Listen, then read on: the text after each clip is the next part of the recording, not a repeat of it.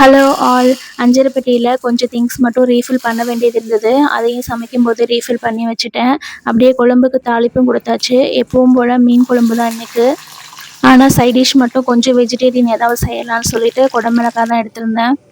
கடாயில் எண்ணெய் ஊற்றிட்டு அப்படியே கொஞ்சம் பெரிய வெங்காயம், அது கூட குடமிளகாய் ரெண்டையும் சேர்த்து நல்லா வதக்கினதுக்கப்புறம் கொஞ்சமாக மிளகாத்தூள் மட்டும் தூவி எடுத்துட்டு அப்படியே ஃப்ரை பண்ணி எனக்கு கொடுத்தா போதும் அப்படின்னு சொல்லிட்டாரு. ஸோ அவர் கேட்டபடியே அவருக்கு ரெடி பண்ணி கொடுத்துட்டு எங்களுக்கும் அதே கடாயில் இந்த குடமிளகாயை வச்சு இன்னொரு ரெசிபி தான் பண்ணியிருந்தேன். குடமிளகாயை பொறுத்த வரைக்கும் நான் 2 வெரைட்டிஸில் செய்வேன். ஒன்று கடலைப்பருப்பு போட்டு வைப்பாங்களே அந்த மாதிரி போட்டு வைப்பேன். அப்படி இல்லைன்னா இந்த மாதிரி எக்கு போட்டு வச்சுருப்பேன். கடாயில் எண்ணெய் ஊற்றி கடுகு, உளுந்தம்பருப்பு, கொஞ்சமாக கருவேப்பிலை போட்டு தாளிப்பு கொடுத்துட்டு கூடவே பெரிய வெங்காயமும் இந்த குடமிளகாயும் போட்டு நல்லா வதக்கி எடுத்த போதும் கொஞ்சம் சுருண்டு வந்தால் போதும். ஒரு அரை தக்காளி பழம் மட்டும் சேர்த்துட்டு அதையும் நல்லா வதக்கி எடுத்ததுக்கப்புறமா ஒரு 3 எக்கு நம்ம எடுத்த குவான்டிட்டிக்கு ஏற்ற மாதிரி நம்ம எக்கு சேர்த்து நல்லா பரட்டி எடுத்துட்டு எக்குக்கு மேலே லைட்டாக பெப்பர் தூக்கி எடுத்தால் போதும். ரொம்பவே டேஸ்ட்டாக இருக்கும். வேணும்னா பொரிகடலை பொடி தூவி எடுத்தோன்னா இன்னுமே கொஞ்சம் டேஸ்ட்டாக இருக்கும். அது ஆப்ஷனல் தான்.